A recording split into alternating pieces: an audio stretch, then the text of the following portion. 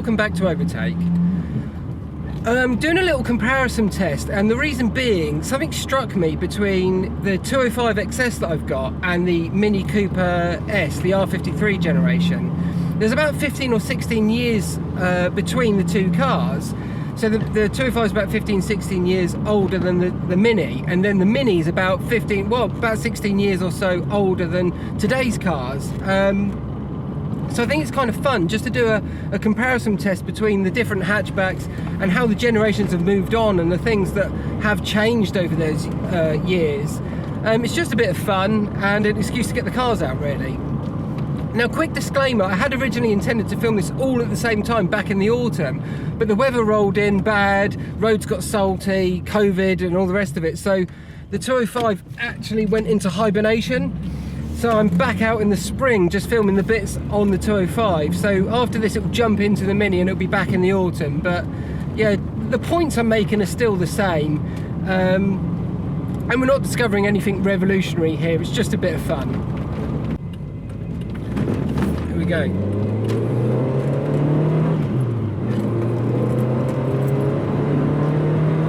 It sounds lovely. It's got such a lovely little purr and bark to it. You know, it sounds rorty. It feels way faster than the 85 horsepower and the book statistics that this car has got.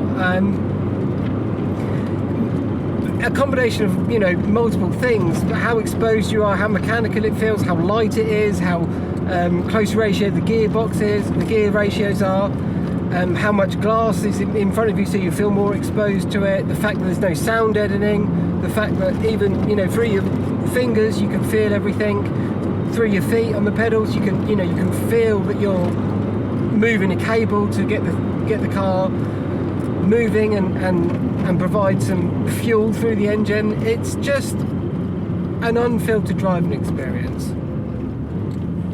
So yeah, the other thing that really hits you is, particularly when you've been driving more modern stuff on a day-to-day basis, and you've been driving something that even is quite, you know, a nice driver's car, or a car that provides some driver involvement, but you get into this and you go, oh, that's what steering feel is. I think having the tiny little tyres and the low unsprung mass with such little wheels as well, and it's just such lightweight everything, so the minute you make a turn it responds. The fact that, you know, it's actually a bit roly-poly in terms of its suspension setup. This is the XS, not a GTI. It's not, you know, got the complete GTI chassis setup, but it's still so responsive because there's no mass to move around.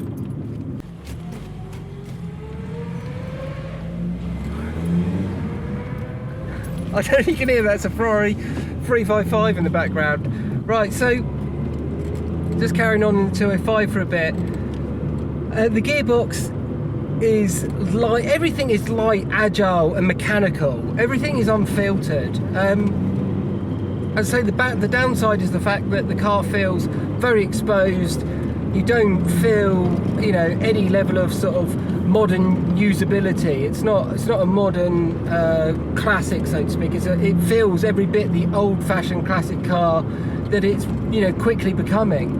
Particularly the fact that this car, you know, being the XS, doesn't even have power steering or fuel injection or anything like that. I don't think of that as massively a bad thing, though. It heightens to what I love about this car, and the fact that it is just that raw driving experience, and a sort of a picture of the cars that were. It's funny to think that this was once sold as a hatchback, a practical hatchback for people to actually take four adults alongside and some shopping in the boot. Because it weighs so little and it's only got 85 horsepower, with that snappy little gearbox and close ratio gears on it, you feel guilty bringing anything else weight-wise. I feel bad having a camera bag in here today. If you had 4 adults in here all weighing, I don't know, an average of about 70 kilos or so, you've got, what's that, 280 kilos extra weight to the 800 curb weight. You're getting on for sort of 1100 kilos with the car, and you're going to massively hamper what this car, you know, is about delivering in terms of fun. So yeah, it feels, the main point is it feels every bit the old car it's becoming. The gap between this and newer stuff is getting wider and wider with every year. Of course, there are lots of downsides to this car, particularly if you're going to try and use it as a usable classic, but there are lots of positives too. Cars are horses for courses, and this car's course is delivering an unfiltered driving experience and just providing lots of fun at relatively low speeds, providing a direct connection to what's going on and making the driver feel a part of everything that happens, and allowing you to understand. Oh, that sounds brilliant. You don't mind the way the suspension moves around, you know, down lanes like this. That's what it's about. This is what I'm trying to explain. Right, here we go. Here we go.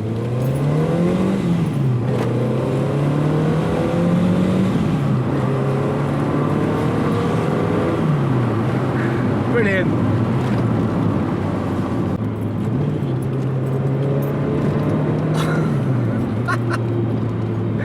It's way more fun than it has any right to be. To think this was a modern hatch, this was a hatch, you know, once upon a time it was a modern hatch. It was a hatchback that you might have bought, and it's not even the, you know, the high performance model in the GTI. It was something that was sold as, you know, just affordable fun car, but a practical fun car. Jeez. I can't believe that so many people have bought them that wouldn't even be fussed by let's go down here. By the sporty nature. It's amazing to think that how many they must have sold of these, and they had this characteristic behind them. It's a bit like the MX-5 when I drove that, the Mark 1 MX-5. I sort of thought to myself, how did it get such a reputation as being a hairdresser's car? I mean, as if that's a bad thing, I don't know. What's wrong with cutting hair, particularly today, the amount of barbershops everywhere, but I digress. When it's such an alive car, such an alive driving experience, and so openly talkative and communicative to its driver, just goes to show that people don't necessarily want to be cocooned away from the action.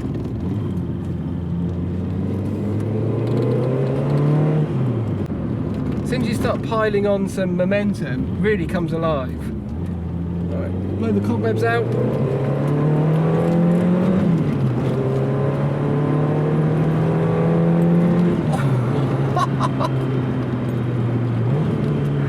Oh my goodness, I forgot how much I love this thing. Honestly, I haven't driven this car for ages. It's been in complete hibernation over the winter. In fact, with COVID and everything that's gone on, it's been in hibernation for a long time.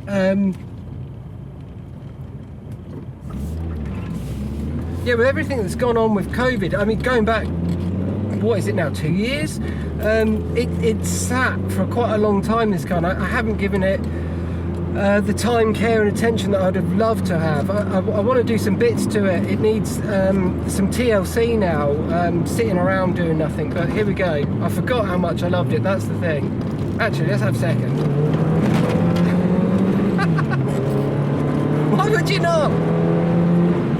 Jeez. It doesn't matter that you're not going that fast. You don't need grip. You don't need grip. It's about the point when grip is meeting its limits of adhesion. So just the more grip you have, the less able you are to get to that point, particularly on the roads. Whereas, geez, the response of this. Wow. Wow, wow, wow. Come on. Oh, can't come in. Yeah, it just. That's been the 205.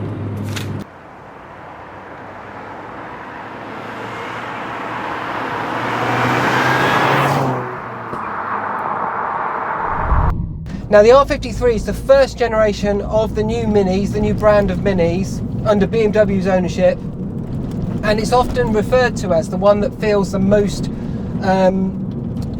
you know, old school in its nature. And whilst that may be the case, it's interesting to jump straight from a bona fide old school car into this car and experience the differences. So the first thing that hits you is how much more, you know, cars have moved on in terms of build quality and manufacturing processes. So the car's much more solid all round, and you can tell that. It's you know, it's obviously, it is a bit bigger, it is a bit heavier, quite a bit heavier in fact from the 205, especially the XS.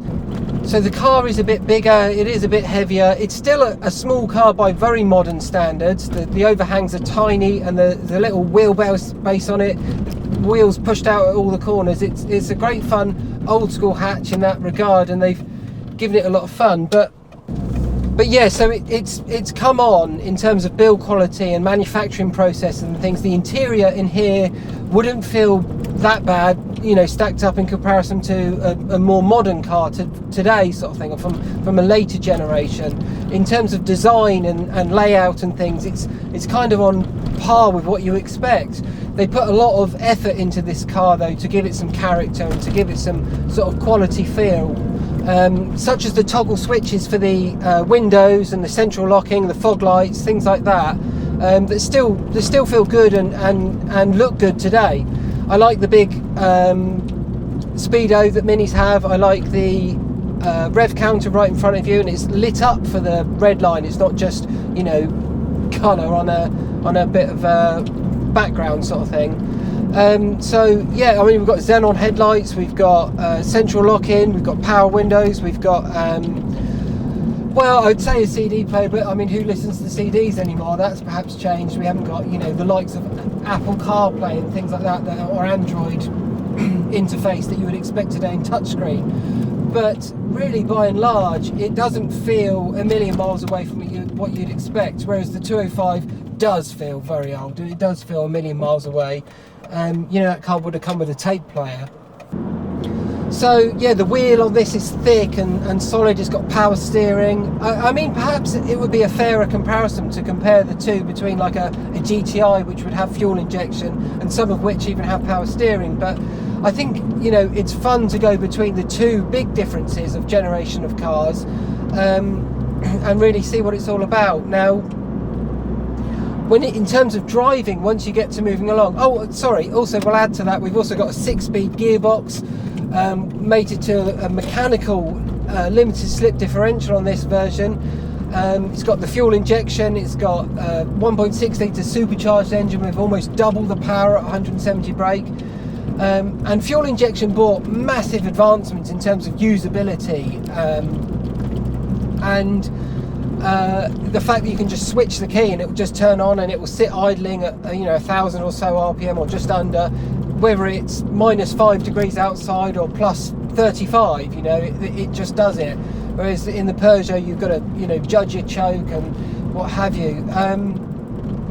Give it some, you know, beans to wake it up and stuff, but that's part of the experience with that car and part of what I, you know, love and enjoy about it. So, you know, objectively speaking, this car's moved on massively. Another point of interest is the fact that this car's 16 years old now, being a 2005 model, and it doesn't feel, you know, that out of step with what you might drive today, whereas the 205 is 15 years older than this car, and it feels massively different. So yeah, although this is, you know, the Mini that's considered the oldest, you know, in terms of old school handling, and you can chuck it down a B road and enjoy it, it's quite a way different from the 205. It's fun, but it doesn't feel anywhere near as connected as the 205. So the benefits are its usability and its practicality. I mean, we've got, you know, airbags, we've got ISOFIX seats in the back, so you can put kids in the back, in relative comfort actually for such a small car, and you can feel fairly assured that you're reasonably safe. I mean, I'm sure it's not up to complete scratch with an absolute modern day car, but you don't feel exposed, whereas you feel very exposed in the 205. In terms of drivability though, what you do notice is that this electronic accelerator is nowhere near as sharp or as fun or as responsive as it is in the Peugeot. Now that will be partly because of the fact that you've got such a lightweight car in the 205. It's only 800 kilos. You've got a mechanical, completely mechanical cable accelerator. You've got, you know, a carburetor. You've got probably a very light flywheel, being such a light car and such a light engine. It's an all alloy block, and it's just so responsive, and it's that gives you so much thrills and so much fun. So it feels a bit damped by comparison. It would be fun to try this car in comparison to an absolute modern day Mini or any modern day anything hot hatch, to see the difference. And I'm sure you'd then be saying similar things in comparison to the two there, and you'd be saying how old school this car feels. But yeah, to jump in to a proper 80s sort of 90s, early 90s 205, it's an 89 that car, into this, and the difference is quite stark, frankly. Even the likes of the windows being so much smaller, you're cocooned away in here, and you feel a bit more safe, but you also feel less exposed, and you feel less sort of feedback and enjoyment because of that.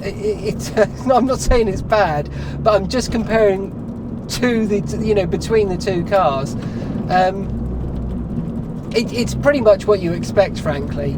But you know, down an empty country lane like this, although this car is much, you know, more powerful and, you know, more torquey, more power, more capable. That's the thing, it's so much more capable. It corners flat, it turns in sharp, but you don't get the degree of communication that you get in that little 205, which is just insane. You just get confidence in this car, bags and bags of confidence. You get the forces, but you don't get the texture from the road. And that's, you know, that's just the differences as you go. You've got much lower profile tyres on this car, which feel, you know, so much more grip and so much more capable. But yeah, you lose that degree of communication. It's still fun to heel and tow and things like that, but it's just not as fun to heel and tow as it is in that little snappy 205, and pop a downshift. So I've got to blip it. You just got to be a bit more forceful, and it sort of pulls around a bit more and stuff because of the extra power and the limited slip diff. So yeah, if you were to ask me which car I'd rather, you know, if I had an empty B road, 2 sets of keys, which ones would I take? It would be the 205s, because it offers an experience you just don't get today. This is great fun, but the 205 does offer that degree of connection that, as I say, you just won't get on anything modern. It's you know, completely mechanical and completely unfiltered. If you were to go on a longer drive, and you know, involve some motorways in it and some longer, more open A roads, then you take this car. If you had an open B section like this, oh, you'd still love it. Sun's just coming down now, but it's actually really good fun. And once once your compasses have adjusted to and recalibrated, you've recalibrated your senses to what this car has to offer, you just get on and enjoy it, you know, and you enjoy the feedback and the performance and the capability that this car has. The suspension is so much more sorted. But yeah, in comparison to the 205, those cars are quite pronounced differences. And as I say, those 16 years between this and the 205, I think, are greater than the 16 years between this and a modern car, which makes this car a great usable sort of old, perhaps modern classic, but the 205 is a true old school classic, if you're with me. So yeah, it offers that extra degree of driver connectivity, but then a massive shortcoming in terms of everyday usability. I hope you've enjoyed the video. It's been fun to explore the differences between the generations, and we'll see you next time. Thanks for watching.